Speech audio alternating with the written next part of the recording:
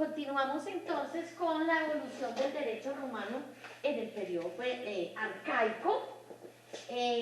Vamos en la línea de tiempo ya en la fase de crisis ius legitimum vetus, desarrollando nuestra dimensión normológica, y vamos entonces a hablar sobre el contenido de la ley, de las 12 tablas como el primer derecho escrito. En general, sus fragmentos están agrupados en la palingenesía moderna según el siguiente esquema. Entonces, las tres primeras tablas regularon normas atinentes al proceso, al procedimiento y a las leyes acciones, o sea, al procedimiento de las acciones de la ley. Entonces, vamos a colocar primero 1, 2 y 3 tablas. Procedimiento, las acciones de la ley. Entonces, derecho procesal, procedimiento,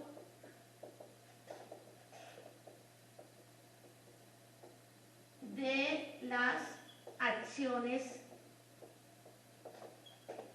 de la ley. Entonces, en la tabla 1, las reglas generales sobre la citación en juicio del demandado y sobre el desarrollo del litigio, o sea, es puro procedimiento, derecho procedimental. En la tabla 2 es un texto resumido de algunas acciones de la ley, acciones declarativas y acciones ejecutivas. En la tabla 3 es una tabla relativa o normas relativas a la aprehensión y tratamiento del deudor, especialmente la actio manus in mietio. Bueno, las 4 tablas siguientes hicieron referencia a la familia y a las relaciones económicas interfamiliares.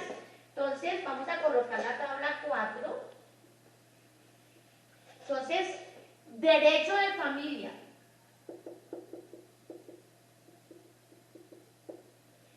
La tabla 5, derecho sucesoral.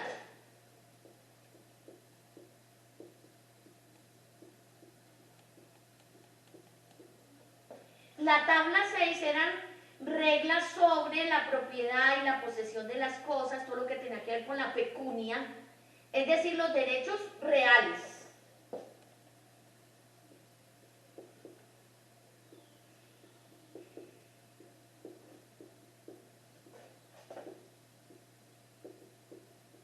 La tabla 7 eran normas sobre la propiedad y las cosas agrarias, sobre la pecunia, pero también eran normas relativas a las obligaciones y los contratos, o sea, los derechos personales especialmente.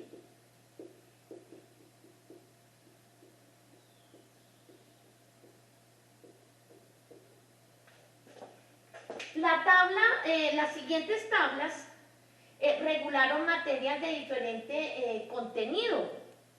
Por ejemplo, la tabla 8 tenía que ver todo lo relativo a la represión criminal de algunos principales crímenes, lo que hoy podríamos llamar derecho penal.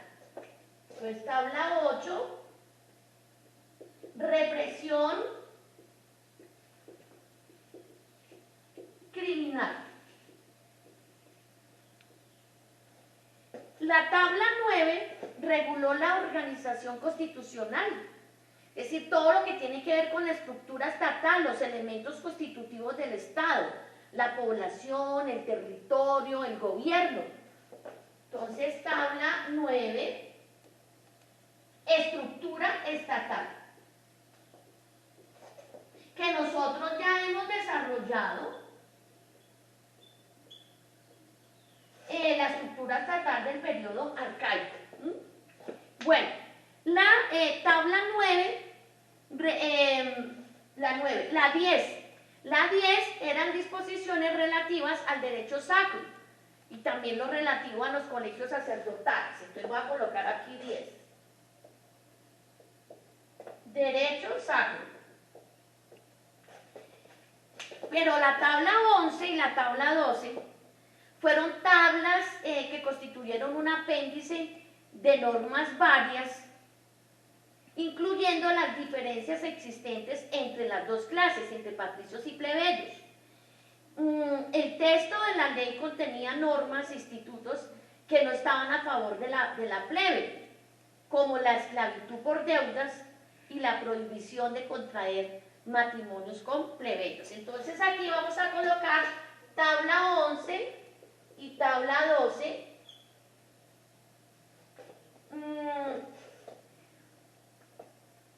Prohibición expresa del ius connubio.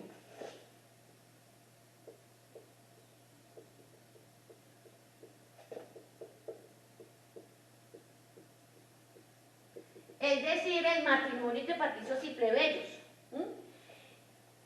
Tampoco se logró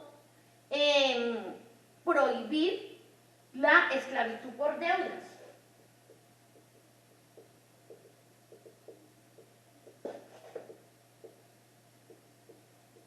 Pero sí los plebeyos lograron la repartición de tierras logradas en conquista. En la convocación en juicio, la autorización a cualquiera en el procedimiento ejecutivo contra el deudor insolvente a intervenir como vindex. Esto era en pro de la plebe, para paralizar la acción del acreedor y constreñirlo a demostrar el fundamento de su pretensión. Entonces vamos a colocar aquí tierras y vamos a colocar aquí vindex, que es el origen de lo que nosotros conocemos como fianza en su evolución. Vindex. Esto era en pro de la clase plebeya. Entonces en esta tabla 12 hay una parte donde dice asiduo vindex assiduus esto, proletario qui quis volet vindex esto, entendiendo que los términos assiduis y proletarius son correlativos pero opuestos. El assiduus es el residente y el que pertenece y participa en una comunidad con sede fija, por lo tanto es el rico, el locuples, el que tiene la posesión de la tierra como el desarrollo de término propietario. En cambio, proletarios es aquel que no es estable, el emigrante, y se le da la acepción de trabajador bajo sueldo. Entonces, esto para tener en cuenta contra los plebeyos y en pro de los plebeyos. Se disciplinaron también los funerales y además el lujo fue limitado. Los intérpretes, por ejemplo, se dijo que los intérpretes de flauta no podían ser más de 10,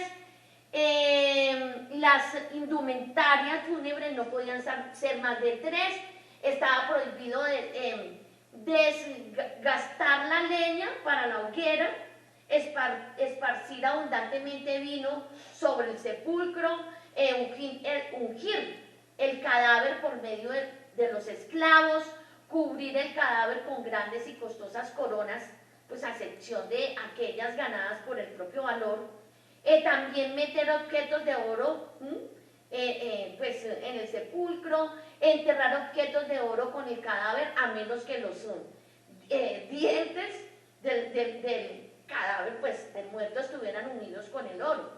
Entonces, a veces los intérpretes antiguos reportan a la ley de las 12 tablas reglas e institutos que se formaron más tarde, como es el caso de la tutela del patrón sobre los libertos.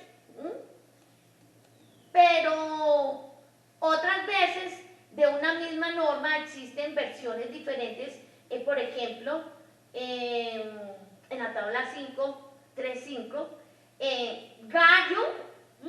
Gallo dice, es decir, dice, como el testador ha dispuesto de su patrimonio, así sea el derecho. mientras que Ulpiano y Pablo dicen, como el testador ha dispuesto a tutelar su gran fortuna y su patrimonio, así sea el derecho. Son concordes pero mediante diferentes palabras. Esta ley, esta famosa ley, es la respuesta de los decemviros patricios a los fermentos de revolución de los estratos más bajos, que eran los plebeyos, y además el abandono de un estilo noble, pues de impronta etrusca, ya no estaban los etruscos. El texto de la ley de las 12 tablas fue el éxito último de un compromiso político. Fue la iniciativa plebeya que se justificó con la exigencia de una legislación escrita más que con los contenidos de singulares normas. Tener una legislación completa, escrita, esto consentía un control sobre los mecanismos jurisdiccionales y judiciales. El proceso tanto público como privado, siendo una situación de gran importancia en la organización jurídica de la ciudad, no podía ser olvidada por la ley de las 12 tablas. Por eso Cicerón expresó que la imagen entendida y fiel del tiempo antiguo se encuentra en todo el derecho civil, en los libros de los pontífices y en las 12 tablas, donde se encuentran la remota antigüedad del lenguaje, las fórmulas jurídicas, las cuales revelan las costumbres y la vida de los antepasados. Una ciencia jurídica y política que está toda recopilada en las 12 tablas, porque en estas está diseñado el ordenamiento de la ciudad y son distintos los intereses y las partes que lo componen. Entonces se tiene en el derecho civil y en las leyes el principio de todas las discusiones de toda una sociedad. Entonces nos dicen, nosotros aprendemos no a través de disputas infinitas y litigiosas a vencer por medio de la autoridad de las leyes. Nuestras pasiones a frenar todo deseo, a defender nuestros bienes, a tener el pensamiento, los ojos y las manos lejos de los bienes ajenos. Esto a mí me gusta esta parte que dice Cicerón, porque él dice, este único pequeño libro de la ley de las 12 tablas supera por el peso de su autoridad y por la extensión de su valor práctico a enteras bibliotecas de filósofos. La ley de las 12 tablas, por su sentida existencia, tipificó todo lo que tenía que ver con la sociedad y la familia. En esta época la sociedad era fundamentalmente agrícola y su esencia era la familia organizada en forma patriarcal y agnaticia. Entonces por eso el parentesco. Entonces se habla de la agnacio. Entonces aquí la agnacio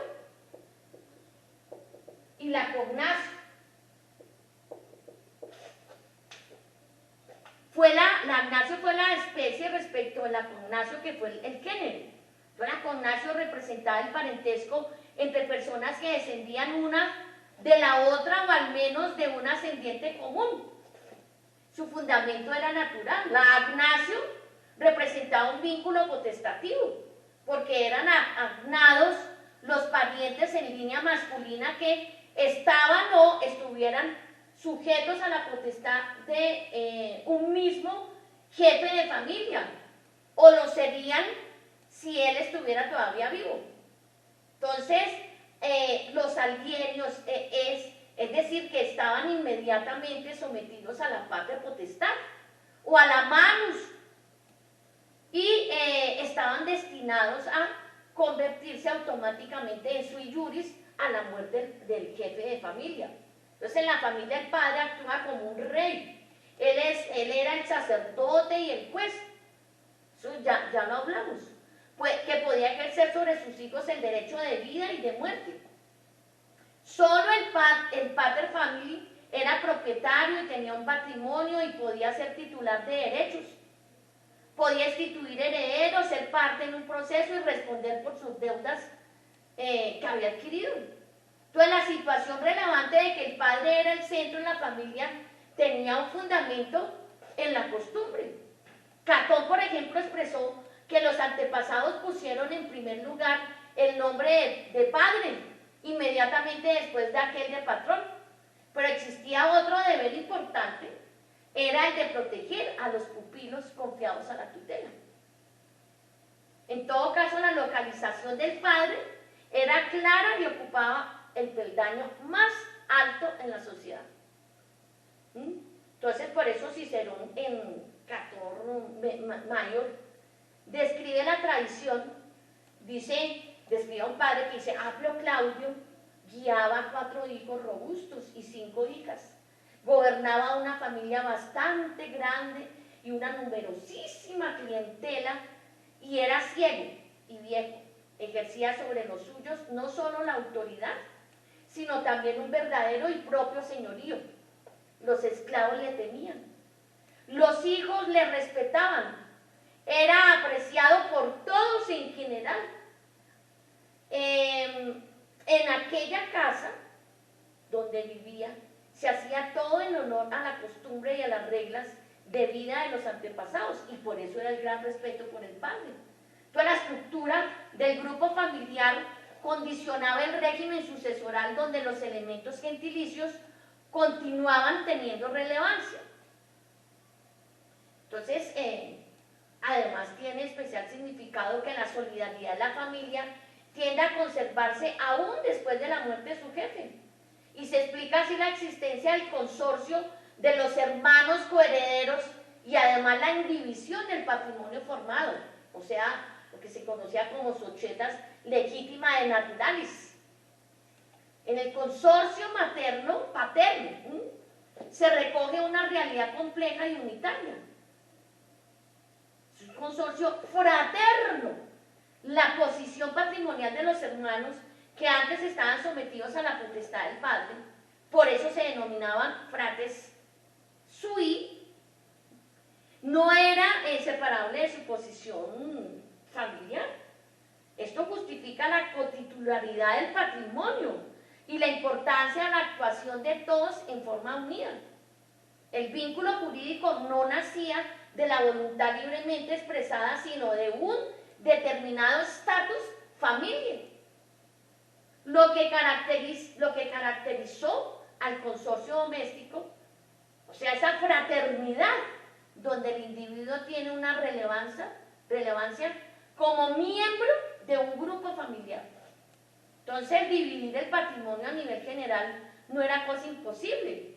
La ley de las 12 tablas introdujeron una acción judicial al respecto, que fueron las leyes actio per iudicis arbitrium y postulación. La división del patrimonio familiar siendo una cosa común, o sea, la herencia, se podía hacer judicialmente a través de la actio familiae et circusdeni. Entonces, estas normas del ius legitimum veto actualizaron el ius quiritum a través de la ley de las 12 tablas, que son ya un fruto maduro y presuponen la constitución de la función jurídica como función autónoma como tal. Constituyen un sistema de representaciones de costumbres y de creencias que se ordenan alrededor de la noción específica de derecho.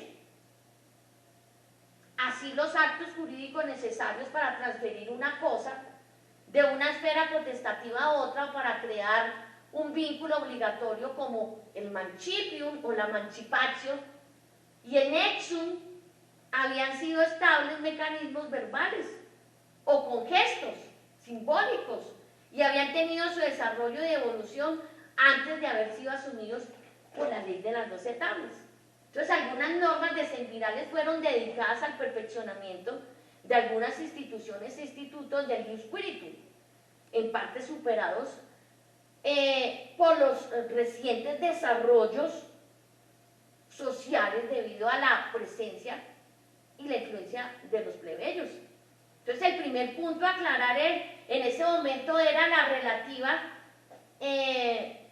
o la situación de los impúberes y de las mujeres después de la muerte del pater.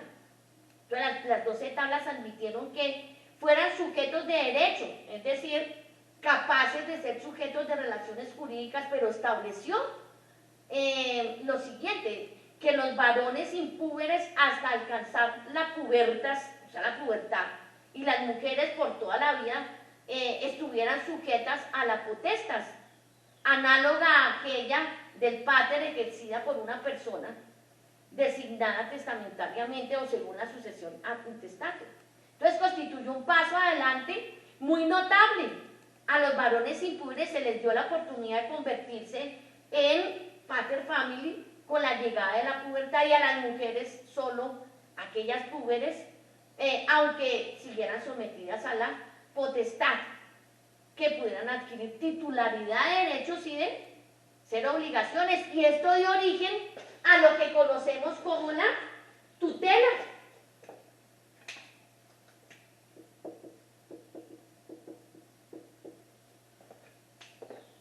Entendida como un instituto de protección y de asistencia de un sujeto jurídico incapaz de actuar, de la cual tuvo como sus primeras raíces en la ley de las 12 tablas, que usaron el término de tutela, y entonces se dio la tutela a los impúberes y la tutela de las mujeres.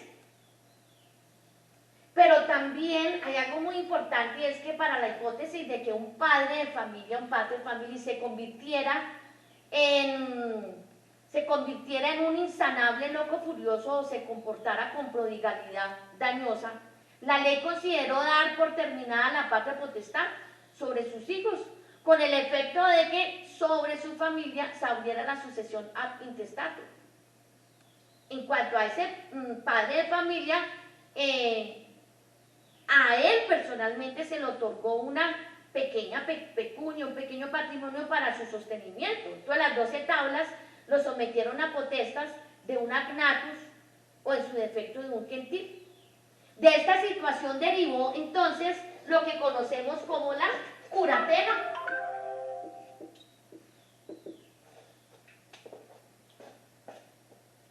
La tutela y la curatela, como las guardas que hablamos hoy en día. Además se puso mucha atención en la naciente institución del dominio.